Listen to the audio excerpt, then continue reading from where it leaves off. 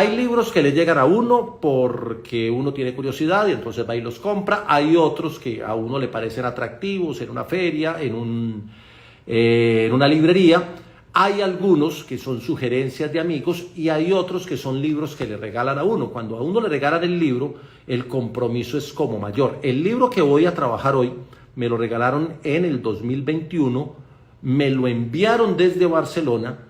Lorenet, que es una colega comunicadora que estaba o está en Barcelona, me envió el libro y me pareció muy interesante al principio, pero en la primera lectura que le hice en aquella época, de alguna manera, y enseguida lo van a entender, el escepticismo y a veces el racionalismo extremo que a veces se me ocupa de la mente, pues no me dejó disfrutarlo como debía ser. Entonces esta semana lo tomé como tarea y dije, lo voy a leer, pero lo voy a leer sin despejando un poco la mente y abriéndome a la propuesta del texto. Muy bien, este libro es de una colombiana que vive entre Colombia y Barcelona, que se llama Janet Vargas Amaya. Es abogada, esta fue su ópera prima, es decir, su primera novela. La empezó a escribir como cuentos, pequeños cuentos de viaje, relatos de viaje, estando en Perú, y luego terminó convertida en una novela muy interesante que se llama El llamado del lago. La portada tiene pues una pequeña isla en el lago, una persona con un vestuario muy peruano, muy tejido peruano, al borde del lago y entrando en él. Pero para que vayan entrando digamos, en la temática del libro, se llama El llamado del lago, la primera puerta. Y ahí entonces les voy a echar un poquito la historia del libro, pero también les voy a hacer como unos detalles del mismo. Esta es la historia y ahí es donde me enganché. Es la historia de un periodista escéptico que se llama Diego Ávila, que llega a Perú porque ha tenido una cantidad de pesadillas recurrentes en las que se repiten la imagen del lago Titicaca, en la parte que queda con Perú, en la orilla que tiene sobre Perú. Y él, en esas pesadillas recurrentes, decide seguir como su instinto y prepara un viaje para ir a Perú a visitar Machu Picchu y a ir al lago para tratar de entender o de buscarle explicaciones. Él no sabe ni a qué porque está confundido con las pesadillas y quiere como solucionar un poquito ese tema que lo está inquietando. Entonces ahí me enganchó porque es un periodista escéptico. Este es más joven que yo, Diego es un cuarentón más o menos, que ya ha tenido una experiencia de vida muy dura, muy difícil. Está viviendo exiliado en Canadá y se fue a Canadá cuando pierde a su esposa, Ana, que murió en el accidente aéreo del avión que iba para Cali. Algunos de los que están en el contexto colombiano, porque sé que algunos ven el martes del libro desde otras latitudes, pero los del contexto colombiano seguramente recuerdan esa bomba que pusieron en el avión de Avianca que iba para Cali, que explotó y que generó pues una tragedia más en medio de esa guerra que a veces nos confunde y no entendemos mucho, pero que es lo que nos tocó en el país. Entonces él se va a Canadá, está exiliado, es escéptico, hace corrección de textos, trabaja para un periódico, pero empieza a tener esa pesadilla recurrente que lo lleva hasta ese lago Titicaca, que es lado sagrado de los incas. Entonces ya vayan viendo que es una novela que lo va metiendo a uno en un tema de culturas, de civilizaciones, de historia, de geografía, y empieza a aparecer en el libro una historia donde aparecen chamanes, donde aparecen indígenas que traen mensajes y van encauzando a Diego en una búsqueda hacia algo que él no sabe qué es, pero que de alguna manera él siente que del lago lo han llamado y quiere descubrir qué ese llamado qué es lo que significa para él.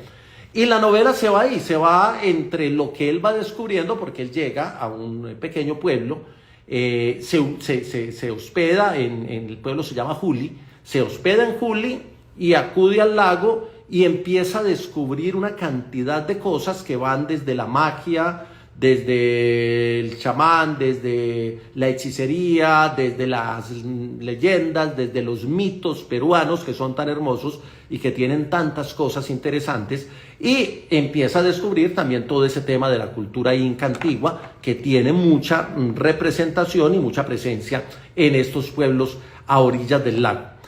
Él tenía la necesidad de ir, y digamos que la curiosidad hace que él no renuncie a la búsqueda de eso que no sabe qué es, pero que está buscando, y que sobre el final del libro aparecen unas luces de cuál podría ser su búsqueda y con qué se encontró.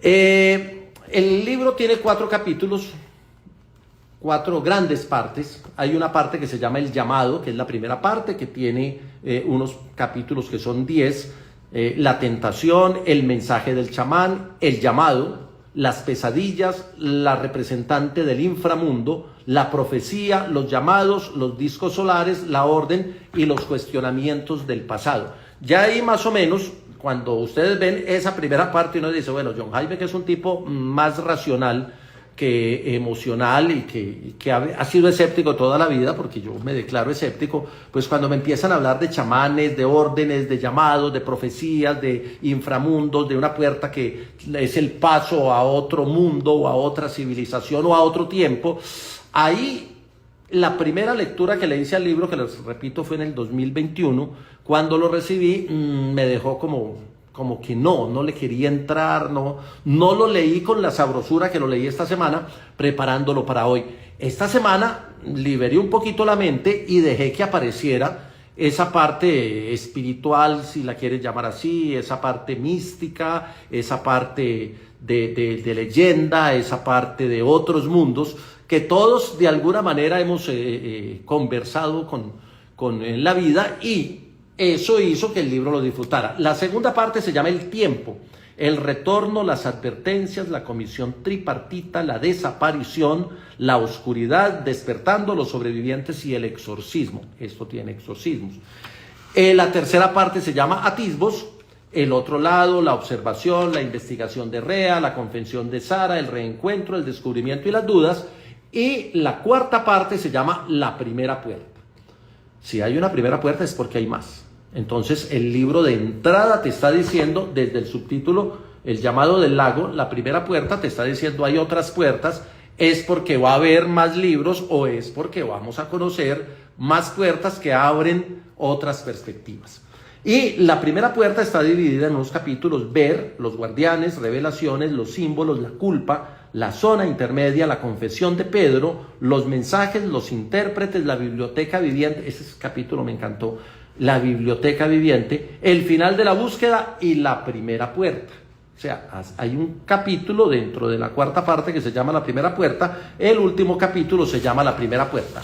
Y un poquito en desorden, no lo voy a hacer tan secuencial, contarles toda la historia, pero les voy a decir los mensajes que encuentran las personas que cruzan la primera puerta, que enseguida les digo qué significa la primera puerta, y los encuentran en unos manuscritos. Hay unas frases brillantes: de lo que huyes es tu destino. Es una de las frases que está en uno de los manuscritos que se encuentran las personas que van a explorar y a cruzar esa primera puerta.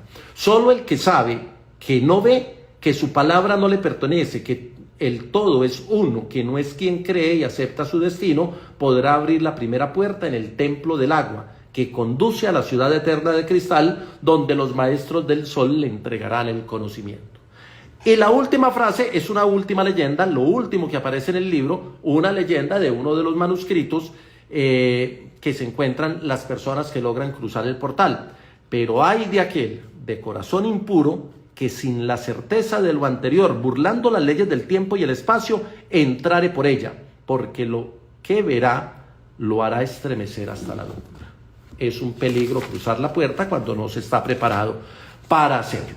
Entonces, la historia es Diego Ávila, el periodista que vive en Canadá, que ha tenido una pérdida de su esposa, que es escéptico, que está de alguna manera aburrido, que no le encuentra sentido a la vida y siente un llamado, y creo que en esa parte puede coincidir con casi todos. Todos hemos sentido un llamado de alguien o de algo en algún momento de la vida.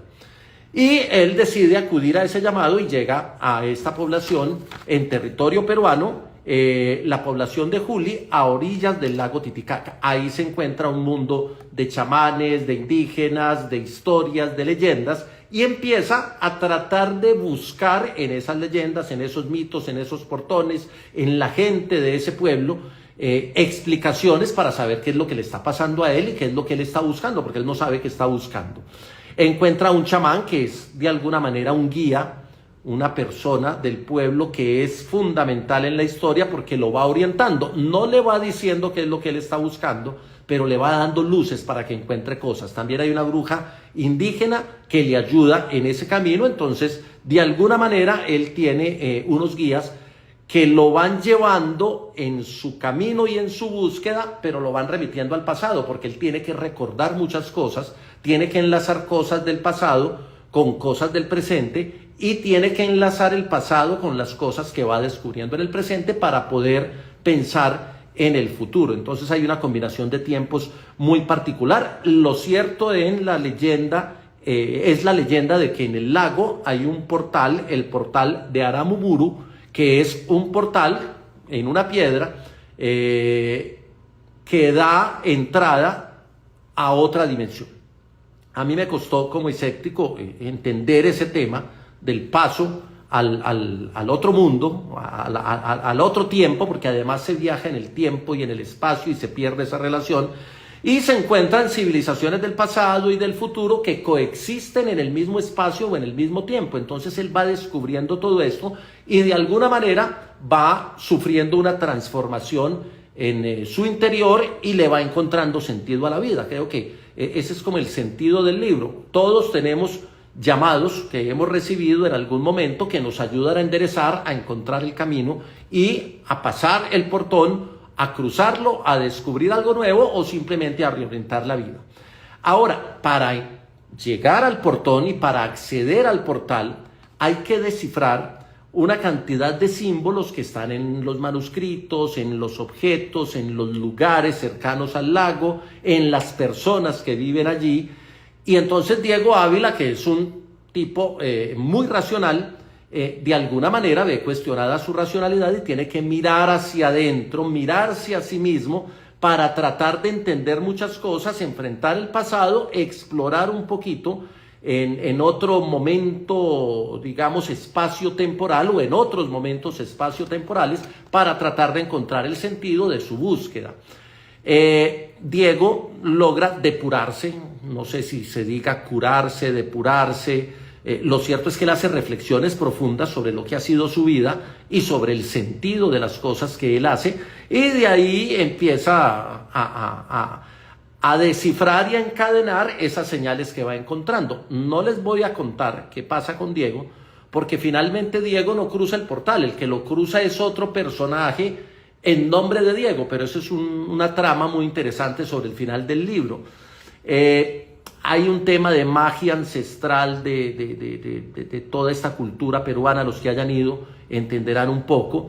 Y es toda una aventura lo que vive Diego, con algunas escenas de peligro, con algo de romance, con algunos choques emocionales de Diego que se ve al punto de la locura y con algunos momentos de crisis que va viviendo a lo largo de la novela.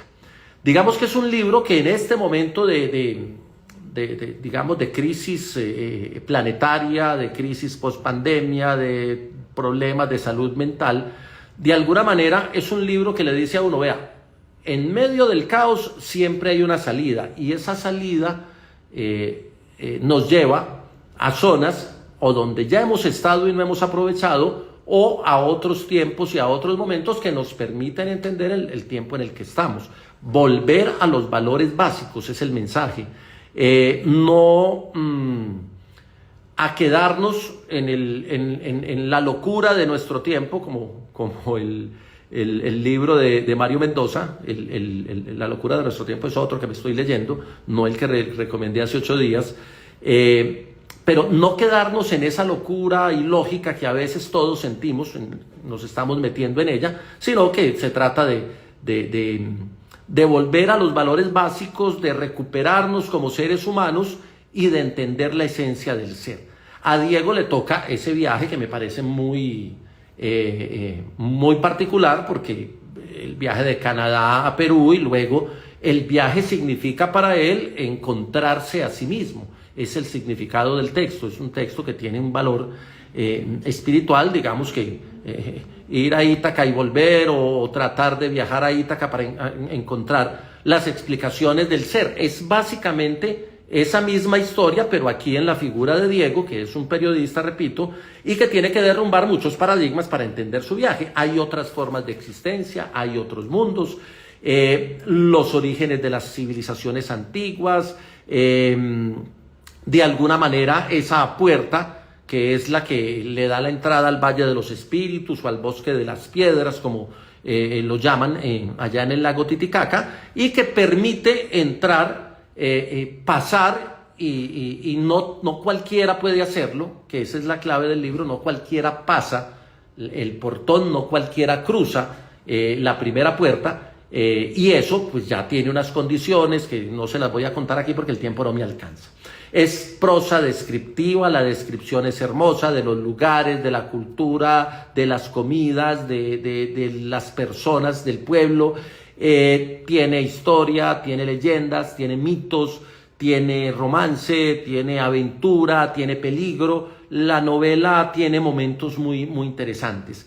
Y está el tema de la leyenda de las ciudades sagradas, que la ciudad sagrada de los incas estaba en el fondo del lago, donde está la famosa ciudad de cristal, que nadie ha visto porque hay que cruzar el portón que lo lleva a uno a esa ciudad de cristal, que dicen que la ciudad de cristal fue fundada por Atlantis. Algunos dicen que la leyenda viene desde allá, y que en esa ciudad de cristal están los discos solares que tienen toda la sabiduría de los incas, pero que fueron llevadas allá para protegerlas cuando llegaron los españoles.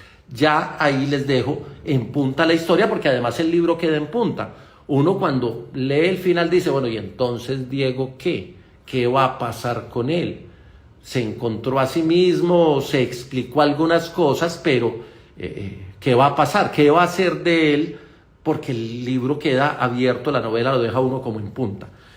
Ya estuve leyendo a Janet Vargas en algunas referencias bibliográficas, y ya me di cuenta que hay un segundo libro de una trilogía, y el segundo se llama Las 7 entradas a la Puerta del Sol. O sea que la historia tiene una segunda parte en Las 7 entradas a la Puerta del Sol, y creo que está preparando una siguiente publicación, que sería un tercer libro de la saga para poder entenderlo. Este libro es de una editorial que se llama Ediciones Carena. Se consigue muy fácil en Amazon, en Buscalibre o en la librería Lerner en Bogotá, que fue donde lo presentaron cuando lo presentaron en Colombia.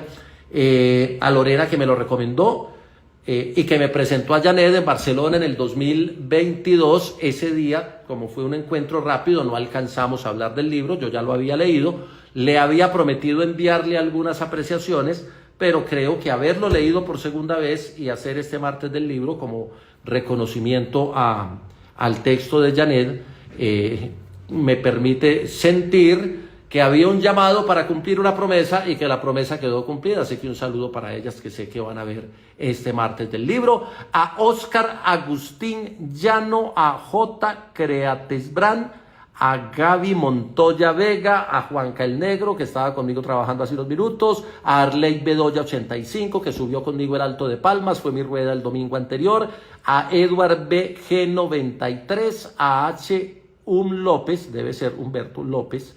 Está también Dani Ríos, John Jairo 8144, Guillermo Lozano Maturana, Julián F. Molina, Carlos Moreno, Andrés Ortiz, Eddie Huerta, Sara Osorio, Iván Martínez, Hugo Herrera, Susi Paneso. Vea, los colegas también se conectan, no están dedicados al fútbol hoy, sino a ver el martes del libro. Hoy fue el capítulo número 6.